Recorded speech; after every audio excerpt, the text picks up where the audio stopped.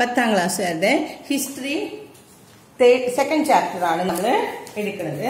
അതിൽ പറയുന്നത് the world in the 20th century. World in the 20th century, ലോകം 20ാം നൂറ്റാണ്ടിൽ എന്ന ഭാഗത്തില് നമ്മൾ ഫസ്റ്റ് വേൾഡ് വാറിനെ കുറിച്ചൊക്കെ പറഞ്ഞു കഴിഞ്ഞു അല്ലെ. യുദ്ധമുണ്ടാക്കാനുള്ള സാഹചര്യങ്ങളെ കുറിച്ച് പറഞ്ഞു, അതിലെ യുദ്ധത്തിന്റെ അനന്തര ഫലങ്ങൾ പറഞ്ഞു, ട്രീറ്റി ഓഫ് വേഴ്സാലിസ് പറഞ്ഞു അല്ലെ. ജർമ്മനിയിൽ അവർ അടിച്ചമർത്തിക്കൊണ്ട് ട്രീറ്റി ഓഫ് വേഴ്സാലിസ് ഉണ്ടാക്കിയെന്ന് പറഞ്ഞു. അങ്ങനെ അമേരിക്കയില് നമ്മൾ പറഞ്ഞു, അമേരിക്കയിൽ നിന്ന് എല്ലാവരും സാമ്പത്തികമായിട്ട് കുറെ ലോണ് വാങ്ങിക്കാൻ തുടങ്ങി. അമേരിക്കയിലേക്ക് യുദ്ധത്തിന്റെ അനന്തരഫലങ്ങൾ ഒന്നും അനുഭവിക്കാത്ത, എന്ന് വെച്ചാൽ യുദ്ധത്തിന്റെ നാശനഷ്ടങ്ങളൊന്നും ഏൽക്കാത്ത അമേരിക്ക എല്ലാവരെയും സഹായിച്ചു. അങ്ങനെ അമേരിക്കൻ ഡോളറായി നമ്മുടെ ഫോറിൻ എക്സ്ചേഞ്ചിൽ ഏറ്റവും ഇമ്പോർട്ടന്റ് ആയിട്ട് മാറി അല്ലെ. ബ്രിട്ടീഷ് പൗണ്ടിന് പകരം അമേരിക്കൻ ഡോളറായി. ഇതൊക്കെയാണ് നമ്മൾ കഴിഞ്ഞ ക്ലാസ്സിൽ നമ്മൾ പറഞ്ഞത്. അങ്ങനെ ആകെ വിഷമിച്ചിരിക്കുന്ന യൂറോപ്യൻസ് കോളനികളെ എന്ത് ചെയ്തു? ടാക്സ് കൂടുതൽ പിടിക്കാൻ തുടങ്ങി. അപ്പൊ കോളനിക്കാര് ദേഷ്യം, അമർഷം ഒന്നും പറയാൻ പറ്റില്ല അല്ലെ. ഈ സമയത്താണ് നമ്മൾ ആകെ അടിച്ചമർത്തപ്പെട്ട് വിഷമിച്ച് നമുക്കൊന്നും ചെയ്യാൻ പറ്റില്ല എന്നൊരവസ്ഥയില് ഇരിക്കുമ്പോ ഒരാള് നമ്മളിൽ നിന്ന് പൊന്തി വന്ന് അധികാരം കാണിച്ച നമ്മളെല്ലാവരും അവരെ സപ്പോർട്ട് ചെയ്യും. എന്തിനു വേണ്ടിയിട്ടാ? മറ്റുള്ളവരുടെ ആക്രമണത്തിൽ നിന്ന് രക്ഷപ്പെടാൻ വേണ്ടി. അങ്ങനെ ഇരിക്കുന്ന സമയത്താണ് ഇവിടെ രണ്ട് ആളുകൾ വരുന്നുണ്ട്. ഇറ്റലിയിലും ഫാസിസവും നാസിസവും നമ്മൾ വരികയാണ്. ഫാസിസവും നാസിസവും കേട്ടിട്ടുണ്ട് അല്ലെ. ഇറ്റലിനെ കുറിച്ചും പിന്നെന്താണ് മുസോളിനിനെ കുറിച്ചുമാണ് നമ്മൾ. അങ്ങനെ ഇരിക്കുന്നത് ഈ യുദ്ധം നടന്ന് യുദ്ധത്തിന്റെ സമാധാന ട്രീറ്റി കഴിഞ്ഞു. എക്കണോമിക് ഡിപ്രഷൻ കഴിഞ്ഞിരിക്കുന്ന സമയത്താണ് ഫാസിസവും നാസിസവും പൊന്തി വരുന്നത്. ഇറ്റലിയിലെ മുസോളിനിയുടെ കീഴില് ഫാസിസവും ജർമ്മനിയിലെ ഹിറ്റ്ലറിന്റെ കീഴില് നാസിസവും പൊന്തി വരികയാണ്. ഇനി അവർ രണ്ടുപേരും നല്ല ആളുകളൊന്നും ആയിരുന്നില്ല കേട്ടോ. പക്ഷെ കഴിവുള്ളവനെ എല്ലാവരും പൊക്കിക്കൊണ്ടുവരും. അത് കഴിയുമ്പോഴാണ് അവരുടെ ഉപദ്രവം സഹിക്കാൻ പറ്റാണ്ടാവുക. ഇവിടെ നമുക്ക് നോക്കാം. ഇവിടെ ഈ ഫസ്റ്റ് ഭാഗത്തിൽ ഇതൊന്നും പഠിക്കാൻ ആവശ്യമില്ല. ചാർലി ചാപ്ലിന്റെ കുറച്ച് വ്യൂസ് ആണ് ഇവിടെ പറഞ്ഞിരിക്കുന്നത്. അതൊന്നും നമുക്ക് പഠിക്കണ്ട. നമുക്ക് ഇവിടെ ഫസ്റ്റ് വേൾഡ് വാറിന് ശേഷം ഇതാണ് നമുക്ക് പഠിക്കാനുള്ളൂ. ഫാസിസം ഇൻ ഇറ്റലിയിലെ ഫാസിസവും Nazism in Germany rose to power, capitalizing on political and economic change prevailing then. അപ്പോഴത്തെ ആ സമയത്ത് അവിടെ രാഷ്ട്രത്തിൽ അനുഭവിച്ചിരുന്ന വിഷമങ്ങള്, രാഷ്ട്രീയ സാമ്പത്തിക അനിശ്ചിതത്വ ചൂഷണം അല്ലെ. അവരെ ചൂഷണം ചെയ്യല്ലേ ചെയ്യുന്നത്.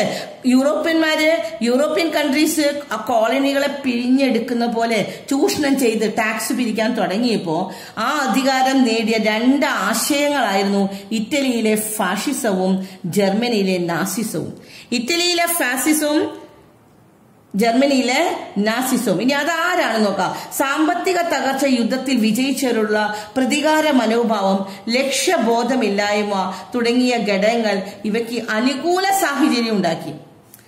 ഇങ്ങനെ ഇറ്റലിയിലും ജർമ്മനിയിലും ഫാസിസവും നാസിസവും വരാൻ കാരണം സാമ്പത്തിക തകർച്ചയും യുദ്ധത്തിൽ വിജയിച്ചവരുള്ള പ്രതികാര മനോഭാവം. ആരുടെ? ജർമ്മനിയുടെ. ഓർമ്മയുണ്ടോ? ജർമ്മനിയിലെ നാസിസം വരാൻ കാരണം ഞാൻ പറഞ്ഞു, അന്ന് തന്നെ അവര് സെക്കൻഡ് വേൾഡ് വാറിന് കാരണം അതായിരുന്നു. സാമ്പത്തികമായിട്ട് തകർന്നു. അതിന് പുറമെ യുദ്ധത്തിൽ വിജയിച്ചുള്ള പ്രതികാര മനോഭാവം. ഒന്നും ചെയ്യാൻ പറ്റാത്ത അവസ്ഥയിലാണ് ജർമ്മനി പീസ് ഓഫ് ട്രീറ്റി ഓഫ് വേഴ്സാലിസിന് സംബന്ധിച്ചത്. പക്ഷെ അവരുടെ ഉള്ളിലെ ഒരു പ്രതികാര മനോഭാവം ഉണ്ടായിരുന്നു. പിന്നെ ലക്ഷ്യബോധമില്ലായ്മ തുടങ്ങിയ ഘടകങ്ങൾ ഇവയ്ക്ക് കാരണമായി. ആ സമയത്ത് ഒരാൾ വന്നിട്ട് നമ്മളെ സഹായിക്കാമെന്ന് പറഞ്ഞാൽ നമ്മുടെ ഉള്ളിലെ പ്രതികാരം നിൽക്കുകയാണ് വേറൊരാളെ. പക്ഷെ ഒന്നും ചെയ്യാൻ പറ്റില്ല, തോൽപ്പിക്കാൻ പറ്റാത്ത സമയത്ത് വേറൊരാൾ വന്നിട്ട് പറയും ഞാൻ സഹായിക്കാം അവരെ തോൽപ്പിക്കാൻ എന്ന് പറഞ്ഞാൽ ആരായാലും കൂടെ കൂടും. അതാണ് ഇവിടെ ജർമ്മനിയിൽ പറ്റിയത്. ഫാസിസത്തിന്റെ ചില പ്രത്യേകതകൾ എന്തൊക്കെയാണെന്ന്. എന്താണ് ഫാസിസത്തിന്റെ പ്രത്യേകതകൾ? ഫാസിസം കൊണ്ട് ജർമ്മനിയിലാണ് നമ്മൾ പറഞ്ഞു ഫാസിസം ഉണ്ടാകുന്നത്. എന്താണ് ഫാസിസത്തിന്റെ ക്യാരക്ടറിസ്റ്റിക്സ്? ഫസ്റ്റ് വൺ, ഫാസിസത്തിലെ ആന്റഗോണിസം ടു ഡെമോക്രസി, ജനാധിപത്യത്തിനോടുള്ള വിരോധമാണ് ഉണ്ടായത്. ആന്റഗോണിസം. എന്താണ് ആന്റഗോണിസം എന്ന് പറഞ്ഞാൽ? വിരോധം. എന്തിനോടുള്ളതാണ്? ജനാധിപത്യത്തിനോടുള്ള വിരോധം. പിന്നെ എന്താണ് ഉണ്ടായത്? രണ്ടാമത്തത് നമ്മൾ പറയുന്നത് ഓപ്പോസിഷൻ ടു സോഷ്യലിസം, സോഷ്യലിസത്തിനോടുള്ള എതിർപ്പ്. പിന്നെ മൂന്നാമത്തത് രാഷ്ട്രത്തെ മഹത്വവൽക്കരിക്കല്, ഗ്ലോറിഫൈങ് ദ നേഷനെ അവരങ്ങോട്ട് ഗ്ലോറിഫൈ ചെയ്യാണ്. പിന്നെ adoring the purity of the race, റേസിനെ കുറിച്ച് അവര് പ്യൂരിറ്റി ചെയ്യാൻ, വംശമഹിമയെ ഉയർത്തിപ്പിടിക്കാൻ തുടങ്ങി. പിന്നെ എന്താണ്? ജസ്റ്റിഫൈങ് വാർ, യുദ്ധത്തെ മഹത്വവൽക്കരിക്കല്. അടുത്തത് എന്താണ്? ഡിഫ്യൂഷൻ ഓഫ് അഗ്രസീവ് നാഷണലിസം, തീവ്രദേശീയതനെ പ്രചരിപ്പിച്ചു. നമ്മൾ തീവ്രദേശീയത നേരത്തെ പറഞ്ഞതാണല്ലേ. ഈ തീവ്രദേശീയത എന്താ? തീവ്രദേശീയത എന്ന് പറഞ്ഞു, തങ്ങളുടെ രാജ്യമാണ് വലുത്, ഞങ്ങളുടെ രാജ്യം വലുതാണ്, ഞങ്ങളുടെ രാജ്യം ചെയ്യുന്നതാണ് ശരി എന്നൊക്കെ പറയുന്ന ആ തീവ്രദേശീയത വളർത്തി. പിന്നെ ഭൂതകാലത്തെ പ്രകീർത്തിക്കല്, പാസ്റ്റിനെ കുറിച്ച് ഡിഫൈയിങ് ദ പാസ്റ്റ്, പാസ്റ്റ് നല്ലതാണ്, അതിനെ വർഷിപ്പ് ചെയ്യാൻ തുടങ്ങി. പിന്നെ indoctrination of ideologies through the art, literature and education, കലാ, സാഹിത്യം, വിദ്യാഭ്യാസം തുടങ്ങിയവയിലൂടെ ആശയ പ്രചാരണം നടത്താൻ തുടങ്ങി. ഇതിൽ കൂടെയൊക്കെ ആശയങ്ങൾ പ്രചരിപ്പിക്കാൻ തുടങ്ങി. പിന്നെ മിലിറ്ററി ഡിക്റ്റേറ്റർഷിപ്പ്, സൈനിക സ്വച്ഛാധിപത്യം ഉണ്ടായി. ഡിസ്ട്രക്ഷൻ ഓഫ് പൊളിറ്റിക്കൽ റൈവേഴ്സ്, രാഷ്ട്രീയ എതിരാളികളെ ഉന്മൂലനം ചെയ്യുക. അപ്പൊ ഇത്രയും കാര്യങ്ങളാണ് ഫാസിസത്തിന്റെ ഫീച്ചേഴ്സ്. കിട്ടിയോ? ഫാസിസത്തിന്റെ ഫീച്ചേഴ്സ് 2, 4, 10 ഈ 10 ശരിക്കും പഠിക്കണം. എന്താണ് ഫാസിസം ചെയ്തത്, ഫാസിസത്തിന്റെ ഫീച്ചേഴ്സ് എന്തായിരുന്നു എന്ന്. ഇനി അടുത്ത ടോപ്പിക് നമുക്ക് പഠിക്കാനുള്ളത് ഫാസിസം എന്താണ്. നമ്മളിപ്പോ ഒരു ഐഡിയ കിട്ടി അല്ലെ. ഇനി ഫാസിസത്തിലെ ലീഡറിനെ കുറിച്ച് പറയുകയാണ്. ആരാണ് ഫാസിസത്തിന്റെ? ദ ഫാഷിസ്റ്റ് പാർട്ടി ഇറ്റലിയിൽ അധികാരത്തിലെത്താനിടയ സാഹചര്യം ഇനി എന്താന്ന് നോക്കാം. ഇറ്റലിയിലെ ഫാസിസ്റ്റ് പാർട്ടി വരാൻ കാരണം, നമ്മൾ നശിച്ച് നമ്മൾ ഭയങ്കര വിഷമിച്ചിരിക്കുമ്പോഴാണ് ഒരാൾ നമ്മളിലേക്ക് കയറി വരുള്ളൂ അല്ലെ, നമ്മളെ സപ്പോർട്ട് ചെയ്യാൻ സഹായിക്കാന്ന് പറഞ്ഞ്. അപ്പോ ഇറ്റലിയിൽ അത് വരാൻ കാരണം ഒന്നാമത്തത് the circumstances under, question ഇതാണ് കേട്ടോ, the circumstance under which fascist party came to power in Italy. ചോദ്യം കിട്ടിയ എല്ലാവർക്കും. ഫാസിസ്റ്റ് പാർട്ടി ഇറ്റലിയിലേക്ക് വരാനുള്ള കാര്യം എന്താണെന്ന്. ഒന്നാമത്തെ കാര്യം എന്താണ്? ഒന്നാം ലോക യുദ്ധത്തിലെ വിജയിച്ചവരുടെ കൂട്ടത്തിൽ പെട്ടിട്ടും ഇറ്റലിക്ക് കാര്യമായി നേട്ടം. ഇറ്റലി ആരുടെ ഭാഗത്തായിരുന്നു? ജയിച്ച പാർട്ടിയായിരുന്നു ഇറ്റലി. ജർമ്മനി തോറ്റ പാർട്ടിയായിരുന്നു. ശരിക്കും ജയിച്ച പാർട്ടിക്കാര് തോറ്റ പാർട്ടികളെ ഭയങ്കരമായിട്ട് പീഡിപ്പിച്ചിരുന്നു. പക്ഷെ ഇറ്റലി ജയിച്ചിട്ടും ഇറ്റലിക്ക് ഒന്നും കിട്ടില്ല. ഇറ്റലി വിചാരിച്ച സ്ഥലങ്ങളൊന്നും ഇറ്റലിക്ക് കീഴടക്കാനോ ഒന്നിനും സാധിച്ചില്ല. അങ്ങനെ വന്നപ്പോ ഇറ്റലിയുടെ ഉള്ളിൽ ദേഷ്യം വന്നു അല്ലെ. ജയിച്ചു എന്ന് പറഞ്ഞിട്ട് കാര്യമില്ല, വിജയിച്ചവരുടെ കൂട്ടത്തിൽ പെട്ടിട്ടും ഇറ്റലിക്ക് കാര്യമായ നേട്ടം ഒന്നും ഉണ്ടായില്ല. രണ്ടാമത്തത് യുദ്ധാനന്തര കാലത്തെ വ്യവസായങ്ങളുടെ തകർച്ച. യുദ്ധത്തിന്റെ സമയത്ത് പോസ്റ്റ് വാർ ഡിസ്ട്രക്ഷൻ, യുദ്ധാനന്തര കാലത്ത് യുദ്ധം കഴിഞ്ഞപ്പോ അവരുടെ ഇൻഡസ്ട്രീസ് ഒക്കെ നശിച്ചു. അൺഎംപ്ലോയ്മെന്റ് വന്നു. Increasing in the tax, inflation, നാണയപ്പെരുപ്പം etcetera kept people away from the government. അതൊക്കെ കാരണം ആളുകൾക്ക് ഗവൺമെന്റിനോട് അങ്ങോട്ട് ദേഷ്യമായി തുടങ്ങി. യുദ്ധാനന്തര കാലത്തെ വ്യവസായങ്ങളുടെ തകർച്ച, തൊഴിലില്ലായ്മ, നികുതി വർധനവ്, പണപ്പെരുപ്പം തുടങ്ങിയവ ജനങ്ങളെ ഭരണകൂടത്തിൽ നിന്ന് അകറ്റി. ജനങ്ങളെ ഭരണകൂടത്തിൽ നിന്ന് അതൊക്കെ അകറ്റിയാണ് ചെയ്യുന്നത്. മൂന്നാമത്തെ കാരണം രാജ്യം സോഷ്യലിസ്റ്റ് വിപ്ലവത്തിലേക്ക് പോകുമോ എന്ന ഭയം ഫാസിസത്തെ പിന്തുണയ്ക്കാൻ സമ്പന്നരെ പ്രേരിപ്പിച്ചു. പിന്നെ കുറെ സമ്പന്നരുണ്ടായിരുന്നു, പണക്കാര്. അപ്പൊ സോഷ്യലിസത്തിലേക്ക് രാജ്യം പോയി കഴിഞ്ഞാൽ, സോഷ്യലിസം ആയി കഴിഞ്ഞാൽ അവർക്ക് നഷ്ടമാണ്. തൊഴിലാളികൾ സ്ഥാനം കിട്ടിക്കഴിഞ്ഞാൽ അല്ലെ. അപ്പൊ അതുകൊണ്ട് ഈ സമ്പന്നര് ആരെ സഹായിച്ചു? ഫാസിസ്റ്റ് പാർട്ടിനെ സഹായിക്കാൻ. Industrials in the fear of Italy moving to socialism. Italy socialist രാജ്യമായി മാറുമോ എന്ന പേടി കൊണ്ട് ഇൻഡസ്ട്രിയലിസ്റ്റ് എന്ത് ചെയ്തു? ഫാസിസത്തിനെ സപ്പോർട്ട് ചെയ്തു. അപ്പൊ ഫാസിസം ഇറ്റലിയിൽ വരാൻ, ഇറ്റലി ജയിച്ച രാജ്യമാണ്. ജയിച്ച രാജ്യത്തിൽ നിന്ന് ഫാസിസം വരാൻ കാരണം, ഒന്നാമത്തെ കാരണം ജയിച്ചവരുടെ കൂട്ടത്തിൽ പെട്ടിട്ടും അവർക്ക് ഒന്നും കിട്ടിയില്ല. രണ്ടാമത്തെ കാരണം യുദ്ധകാലത്ത് അവിടെ കുറെ തകർച്ചയുണ്ടായി. അവരുടെ ഇൻഡസ്ട്രിക്ക് തകർച്ചയുണ്ടായി. അൺഎംപ്ലോയ്മെന്റ്, തൊഴിലില്ലായ്മ വന്നു. നികുതി വർധനവ് വന്നു. ടാക്സ് കൂടി. പണപ്പെരുപ്പം, ഇൻഫ്ലേഷൻ ഉണ്ടായി. ഇതൊക്കെ കാരണം ജനങ്ങൾ അങ്ങോട്ട് വെറുത്തു. ഗവൺമെന്റിനെ വെറുക്കാൻ തുടങ്ങി. ജനങ്ങൾ വെറുത്തിരിക്കാണ്. ഇനി അതിനേക്കാൾ ഉപരിയായിട്ട് ഇൻഡസ്ട്രിയലിസ്റ്റ് സമ്പന്നര് എന്ത് സംഭവിച്ചു? അവർക്ക് പേടിയായി. ഇറ്റലി ചിലപ്പോൾ സോഷ്യലിസ്റ്റ് രാജ്യമായി മാറുമോ എന്നുള്ള പേടി വന്നപ്പോ അവരെന്ത് ചെയ്തു? അവര് ഫാസിസത്തിനെ സപ്പോർട്ട്. കാരണം ഫാസിസം സോഷ്യലിസ്റ്റ് പാർട്ടിക്കും ഡെമോക്രസിക്കും ജനാധിപത്യം അല്ലെങ്കിൽ സോഷ്യലിസ്റ്റ് രാജ്യത്തിനൊക്കെ എതിരായിരുന്നു ആര്? ഫാസിസം. അപ്പൊ ഇൻഡസ്ട്രിയലിസ്റ്റ് ഒക്കെ ആരെ സപ്പോർട്ട് ചെയ്തു? ഫാസിസത്തിനെ. അപ്പൊ ഫാസിസം വരാനുള്ള കാരണങ്ങൾ കിട്ടിയില്ലേ? നമ്മൾ ഫാസിസത്തിന്റെ ഫീച്ചേഴ്സ് പഠിച്ചു. ഫാസിസം ഇറ്റലിയിൽ വരാനുള്ള കാരണം എന്താണെന്നും പഠിച്ചു. ഇനി നോക്കാം, ഇനി ആരാണ് കേട്ടോ, എങ്ങനെയാ വന്നു കയറണേ നോക്കുക, ആരാണ് അവരുടെ ലീഡർ എന്നാണ്. ഇറ്റലിയിൽ അധികാരത്തിലായ മുസോളിനി രാഷ്ട്രീയ സാമ്പത്തിക മേഖലയിൽ സ്വച്ഛാധിപതിയായ നടപടികൾ കൈക്കൊണ്ടു. എങ്ങനെയാണ് അയാൾ ചെയ്തത്? മുസോളിനി നല്ലൊരു ലീഡറൊന്നും ആയിരുന്നില്ല, പക്ഷെ അയാൾ എന്തായിരുന്നു? He deposited the measures in the political and economic field in Italy. ഇറ്റലിയിലെ പൊളിറ്റിക്കലും സാമ്പത്തികവും പൊളിറ്റിക്കൽ രാഷ്ട്രീയം, എക്കണോമിക് സാമ്പത്തികം, അവിടെയൊക്കെ ഡെസ്പോട്ടിക് മെഷർ, ഡെസ്പോട്ടിക് എന്താണ്? സ്വച്ഛാധിപത്യപരമായിട്ടുള്ള സ്വച്ഛാധിപത്യമുള്ള ഒരു നടപടികളാണ് അതിൽ കൈക്കൊണ്ടത്. പിന്നെ വയലൻസ്, ഫെറോസിറ്റി, അതാണ് ഫാസിസത്തിന്റെ സ്ട്രാറ്റജി. ഇതൊക്കെ പഠിക്കണം കേട്ടോ ഫാസിസത്തിനെ കുറിച്ച്. ഫാസിസത്തിന്റെ സ്ട്രാറ്റജി എന്താണ്? വയലൻസും ഫെറോസിറ്റിയും, അക്രമവും ഹിംസയും. അക്രമം, വയലൻസ് ആൻഡ് ഫെറോസിറ്റി, ഹിംസ, ഇതൊക്കെയാണ് ഫാസിസത്തിന്റെ സ്വീകരിച്ചത്. സോഷ്യലിസ്റ്റ്, തൊഴിലാളി, കർഷക നേതാക്കൾ എന്നിവരെ രാഷ്ട്രീയത്തിന്റെ ശത്രുക്കൾ. അവർക്ക് ഇഷ്ടമുണ്ടായില്ല സോഷ്യലിസം, അല്ലെ? അവർ സോഷ്യലിസത്തിനെതിരായിരുന്നു. സോഷ്യലിസ്റ്റുകളെ അല്ലെങ്കിൽ തൊഴിലാളി കർഷക നേതാക്കളെയൊക്കെ അവര് ശത്രുക്കളായിട്ട് പ്രഖ്യാപിച്ചിട്ട് ഈ പാർട്ടീനെ, ഫാസിസ്റ്റ് പാർട്ടിനെ എതിർത്തവർക്കൊക്കെ കൊന്നു. അവരൊക്കെ വധശിക്ഷ വിധേയമാക്കി. പ്രാചീന റോമാ സാമ്രാജ്യത്തിന്റെ പുനഃസ്ഥാപനമായിരുന്നു. അവര് പറഞ്ഞു റോമാണ് നല്ലത്, പ്രാചീനമായിട്ടുള്ള പഴയ റോമാൻ സാമ്രാജ്യം കൊണ്ടുവരണം എന്നവര് പ്രഖ്യാപിച്ചു. അപ്പൊ ഫാസിസ്റ്റിന്റെ ലീഡർ ആരാണ്? ഫാസിസ്റ്റിന്റെ ലീഡർ മുസോളിനി. അടയാളപ്പെടുത്തിക്കേട്ടോ, മുസോളിനി ഒരു ഡെസ്പോട്ടിക് ലീഡർ ആയിരുന്നു. സ്വച്ഛാധിപതിയായിട്ടുള്ള രാജാവായിരുന്നു, സ്വച്ഛാധിപതിയായിട്ടുള്ള ലീഡറായിരുന്നു, രാജാവല്ലാട്ടോ ലീഡർ. പിന്നെ വയലൻസും ഫെറോസിറ്റിയുമാണ്, അക്രമവും ഹിംസയുമാണ് ഫാസിസ്റ്റിന്റെ രീതികള്. പിന്നെ അവരെന്തിനൊക്കെ എതിർത്തിരുന്നു? സോഷ്യലിസ്റ്റുകാരെ, സോഷ്യലിസ്റ്റ് ലീഡേഴ്സിനെ അവരെ എതിർത്തിരുന്നു. പെസൻസിനെ, വർക്കേഴ്സിനെ, കർഷകരെ, ജോലിക്കാരെ, തൊഴിലാളികളെ, തൊഴിലാളി സംഘടനകൾ ഒന്നും അവർ സമ്മതിച്ചിരുന്നില്ല. അവര് പറഞ്ഞത് റോം കൊണ്ടുവരണം, പണ്ടത്തെ ഏൻഷ്യൻ ആയിട്ടുള്ള റോമൻ സാമ്രാജ്യം തിരിച്ചു കൊണ്ടുവരണം. The simple of ancient Roman administration ആണ് വേണ്ടത് എന്ന് അവർ പറയാണ്. Using the military force, the black shirt. ഇനി മുസോളിനിയുടെ മിലിറ്ററി ഫോഴ്സ് ആണ് ഏത്? ബ്ലാക്ക് ഷർട്ട് എന്ന് പറയുന്നതും. Mussolini suppress the opponents to the fascist political. His aggressive foreign policy led the conquer the nation of Ethiopia, Albania, etc. And Italy runs for the dictatorship paved the way of the outbreak of another war. ഇത് രണ്ടാം ലോക മഹായുദ്ധത്തിന് കാരണമാകുകയാണ്. അപ്പൊ നമ്മൾ ഇത്രയും ഇവിടെ പഠിക്കാനുള്ളൂ. ഫാസിസം ഇറ്റലിയിൽ വരാനുള്ള കാരണങ്ങൾ, 3 കാരണങ്ങൾ പറഞ്ഞു. ഇനി ഫാസിസം വന്നപ്പോ എന്തൊക്കെയാണ് അവിടെ സംഭവിച്ചത്? ഫാസിസത്തിന്റെ ലീഡറാണ് മുസോളിനിയാണെന്ന് പറഞ്ഞു. മുസോളിനിയുടെ ഭരണരീതി എന്തായിരുന്നു? സ്വച്ഛാധിപത്യമായിരുന്നു, അല്ലേ? ഇനി അയാൾ എന്തൊക്കെ ചെയ്തു? അക്രമവും ഹിംസയുമായിരുന്നു, വയലൻസും ഫെറോസിറ്റിയുമായിരുന്നു.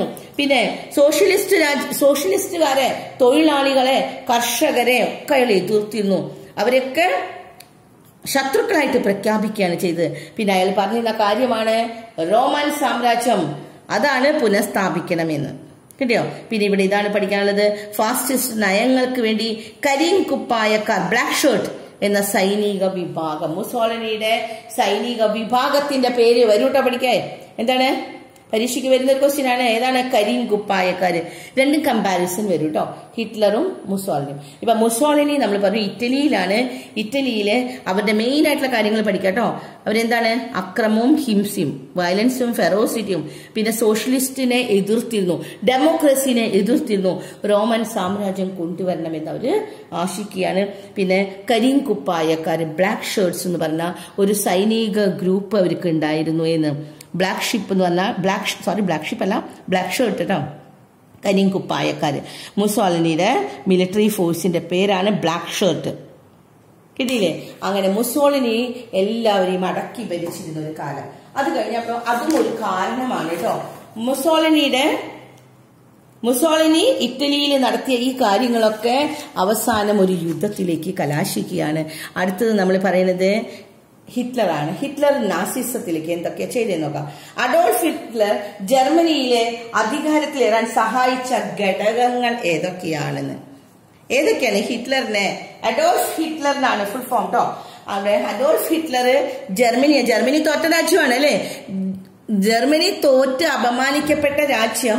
അങ്ങനെ വിഷമിച്ചിരിക്കുന്ന സമയത്താണ് അഡോൾഫ് ഹിറ്റ്ലർ അവിടെ വരുന്നത്. അപ്പൊ അഡോൾഫ് ഹിറ്റ്ലർ വിജയിക്കാനുള്ള കാരണങ്ങൾ 3 പറയുന്നത് എന്താണെന്ന് നോക്കിയേ. ഒന്ന്, ഹിറ്റ്ലറെ ജർമ്മൻ അധികാരത്തിൽ സഹായിച്ച ചില ഘടകങ്ങളാണ്. ഒന്നാമത്തത്, ഒന്നാം ലോക യുദ്ധാനന്തരം ജർമ്മനിയുടെ മേൽ അടിച്ചേൽപ്പിച്ച വേഴ്സായ് സന്ധി അല്ലെ. ആ വേഴ്സായ് സന്ധി വലിയൊരു ഇമ്പോർട്ടന്റ് ആയിട്ട് റീസൺ ആയിരുന്നു. കാരണം ജർമ്മനിനെ അടിച്ചേൽപ്പിച്ച് ജർമ്മനിനെ കുറേയധികം അപമാനിച്ച ഒരു ട്രീറ്റി ആയിരുന്നു. സാമ്പത്തിക തകർച്ച, പിന്നെ ജർമ്മനിയിൽ സാമ്പത്തിക തകർച്ച ഉണ്ടായിരുന്നു, പണപ്പെരുപ്പം ഉണ്ടായിരുന്നു, പിന്നെ ജർമ്മൻ ഭരണകൂടത്തിന്റെ പരാജയവും രാഷ്ട്രീയ അസ്ഥിരതയും ഇതെല്ലാം എന്തിനു കാരണമായി? ഹിറ്റ്ലറിന്റെ കടന്നുവരവിന് കാരണമായി. The Treaty of the Versailles imposed by the victorious allies of Germany after the First World War. First World വാറിന് ശേഷം ഇറ്റലിയിലെ ദ ട്രീറ്റി ഓഫ് വേഴ്സാലീസ് ജർമ്മനിക്ക് ഭയങ്കര നാശങ്ങൾ ഉണ്ടാക്കിയെന്ന്. എക്കണോമിക് ഡിസ്ട്രക്ഷൻ, സാമ്പത്തികമായിട്ടുള്ള ബുദ്ധിമുട്ടും, ഇൻഫ്ലേഷൻ, നാണയപ്പെരുപ്പങ്ങള്, failure in the German government and the result of the political certainty ആണ് എന്ന്. ഇനി അടുത്ത് നമുക്ക് പറയാനുള്ളത്, അവിടെ ഹിറ്റ്ലർ വന്നു. ഹിറ്റ്ലർ വരാനുള്ള സാഹചര്യങ്ങൾ ഇതൊക്കെയാണ്. ഹിറ്റ്ലറിന് സാഹചര്യം അവിടെ ഒരുങ്ങി വന്നു. പക്ഷെ ഹിറ്റ്ലറിന് നല്ല കഴിവുണ്ടായിരുന്നു. ഹിറ്റ്ലർ എന്തായിരുന്നു പറഞ്ഞത്? ഒറേറ്ററി സ്കിൽ ഉണ്ടായിരുന്നു ആൻഡ് ഓർഗനൈസേഷണൽ എബിലിറ്റി, സംഘാടിക മികവ് ഉണ്ടായിരുന്നു. അതുപോലെ നല്ല ഒറേറ്ററി സ്കിൽ, പ്രസംഗ പാഠവും ആർക്കുണ്ടായിരുന്നു? ഹിറ്റ്ലറിന് ഉണ്ടായിരുന്നു. അപ്പൊ ഹിറ്റ്ലറിന്റെ നല്ല പ്രസംഗ പാഠം, നല്ല സ്പീച്ച് നടത്താൻ, ഇപ്പൊ ഒരു കാര്യങ്ങൾ സംഘടിപ്പിക്കാനും അത് പ്രസംഗിക്കാനുമുള്ള കഴിവ് ഹിറ്റ്ലറിന് ഉണ്ടായിരുന്നു എന്ന്.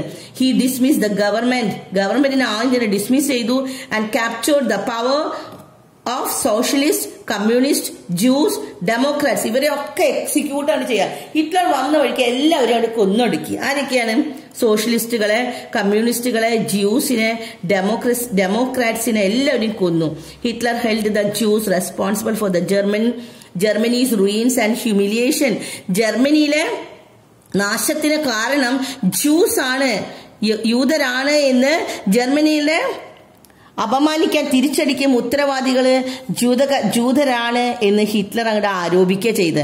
അങ്ങനെ പ്രത്യേകം തയ്യാറാക്കിയ കോൺസെൻട്രേഷൻ ക്യാമ്പുകളിൽ വെച്ച് ജൂതരെ അങ്ങോട്ട് കൊന്നു. ജ്യൂസിനെ എല്ലാവരും കൊല്ലുകയാണ് ചെയ്തത്. ഇതിനെയാണ് ഹോളോകാസ്റ്റ് എന്ന് അറിയപ്പെടുന്നത്. അപ്പൊ what is Holocaust? The Jews were massacred. Massacred ചെയ്ത് കൂട്ടക്കൊല നടത്തി. Especially in the concentration, specially built ആയിട്ടുള്ള കോൺസെൻട്രേഷൻ, പ്രത്യേകിച്ച് അതിനു വേണ്ടി ഉണ്ടാക്കിയ ഒരു കോൺസെൻട്രേഷൻ ക്യാമ്പിൽ വെച്ചിട്ട് ജൂതരെയൊക്കെ കൊല്ലുകയാണ് ചെയ്തത്. ഇതിനെയാണ് ഹോളോകോസ്റ്റ് എന്ന് പറയുന്നത്. A military force of brown shirt. പിന്നെ എന്തുണ്ട്? നമ്മൾ ബ്ലാക്ക് ഷർട്ട് ആയിരുന്നു മുസോളിനിയുടെ അല്ലെ, ഹിറ്റ്ലറിന്റെ ബ്രൗൺ ഷർട്ട് എന്ന് പറയുന്നതും, പിന്നെ സീക്രട്ട് പോലീസ്, പിന്നെ ഗെസ്റ്റപ്പോ എന്ന് പറയുന്ന ഒരു ട്രൂപ്പും ഹിറ്റ്ലറിന് ഉണ്ടായിരുന്നു എന്ന്. അപ്പൊ ഹിറ്റ്ലറിന്റെ 3 കാര്യങ്ങളാണ്: കോൺസെൻട്രേഷൻ ക്യാമ്പുകളിൽ വെച്ച് ജൂതരെ കൊന്നു, അതിൽ നമ്മൾ പറയുന്നത് ഹോളോകാസ്റ്റ് എന്നറിയപ്പെടുന്നു. അത് പഠിക്കണം കേട്ടോ.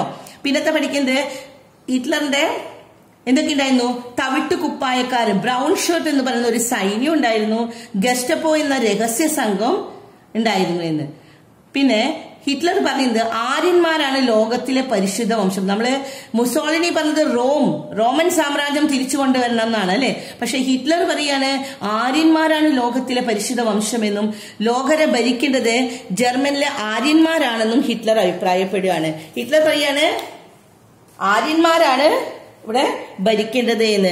Hitler projected the purity of Aryan race and argued that Aryans should be rule the world. ആര്യന്മാരാണ് ഏറ്റവും പ്യൂർ ആയിട്ടുള്ളത്, അതുകൊണ്ട് ആര്യൻസ് തന്നെ ജർമ്മനിനെ ഭരിക്കണം. He defied the Aryans ancestry in Germany and all other political parties expect the Nazi party. പിന്നെ നമുക്ക് ഇവിടെയാണ് പഠിക്കാനുള്ളത്. അങ്ങനെ revenge among the German against the term the treaty of the Versailles he use the newspaper. ഇനി ഏതിൽ കൂടിയൊക്കെ അയാൾ ആശയങ്ങൾ നടപ്പിലാക്കാൻ നോക്കി?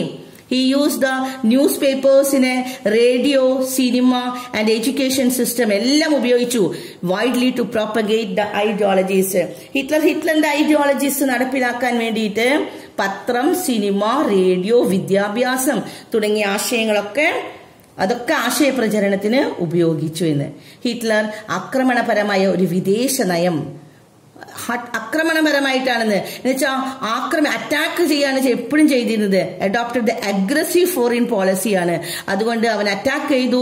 ആരൊക്കെയാണ്? ഓസ്ട്രിയ ആൻഡ് ഓസ്ട്രിയനെയും ചെക്കസ്ലോവാക്യനെയും ആക്രമിച്ചു തുടങ്ങിയ രാഷ്ട്രങ്ങളെ ആക്രമിച്ച് ഇറ്റലി, ജപ്പാൻ എന്നീ രാജ്യങ്ങളുമായി സഖ്യം ചേരുകയാണ്.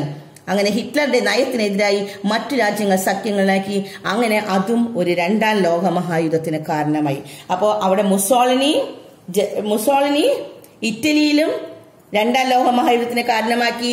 ഇവിടെ ഹിറ്റ്ലർ ജർമ്മനിയെ ഒരുക്കി കൊണ്ടുവന്ന് രണ്ടാം ലോകമഹായുദ്ധത്തിന് കാരണമായി. അപ്പൊ നമ്മൾ പറഞ്ഞു വന്നത് ഒന്നാം ലോകമഹായുദ്ധത്തിന് ശേഷം ഉണ്ടായ ആ 20 കൊല്ലം. ആ 20 കൊല്ലം കൊണ്ട് നാസിസവും ഫാസിസവും വന്നു. ഈ നാസിസവും ഫാസിസത്തിന്റെ ഫലമായിട്ട് ഹിറ്റ്ലറും മുസോളിനിയും രണ്ടുപേരും അവരവരുടേതായ സഖ്യങ്ങൾ രൂപീകരിച്ച് അങ്ങനെ വീണ്ടും രാജ്യങ്ങളെ തമ്മിൽ തല്ലി ഓരോ ഗ്രൂപ്പാക്കി രണ്ടാം ലോകമഹായുദ്ധത്തിന് കാരണമാകുകയാണ്. അടുത്ത ഭാഗം നമ്മൾ രണ്ടാം ലോകമഹായുദ്ധം എങ്ങനെയാണ് പൊട്ടിപ്പുറപ്പെട്ടത്, എങ്ങനെയാണ് ഒരു സഡൻ ആയിട്ട് യുദ്ധം തുടങ്ങുന്നത്, പെട്ടെന്നല്ല ഉണ്ടാകുന്നത്, അത് പെട്ടെന്ന് 20 വർഷം കഴിഞ്ഞപ്പോൾ എങ്ങനെ ഒരു ദിവസം യുദ്ധം തുടങ്ങണം എന്ന് നമുക്ക് അടുത്ത ക്ലാസ്സിൽ പറയാം.